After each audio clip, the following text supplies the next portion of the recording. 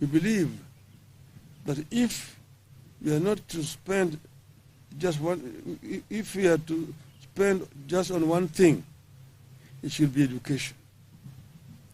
In 1 year, Kenya Kwanza has thrown the education sector into a deep financial crisis. In public, Kenya Kwanza administration continues to talk about free education. The reality in our schools and homes across Kenya is that education is no longer free, either in primary or secondary schools.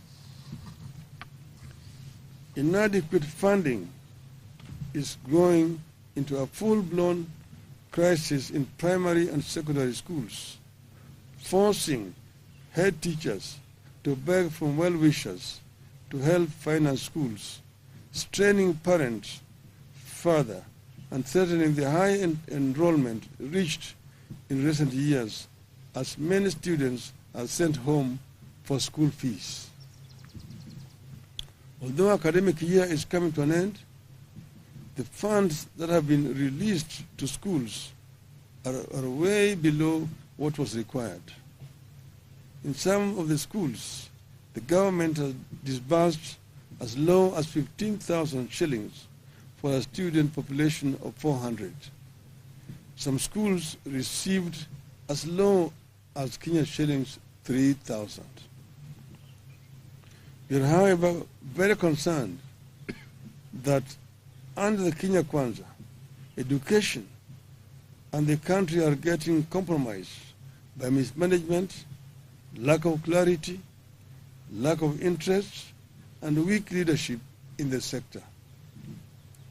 Verbally, education field officers have been instructed to work with schools, PTAs, and BOMs and approve measures to help schools raise funds for their operations.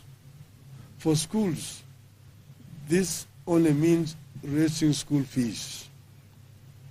As a result of weak leadership, examination integrity is back as an issue in our education.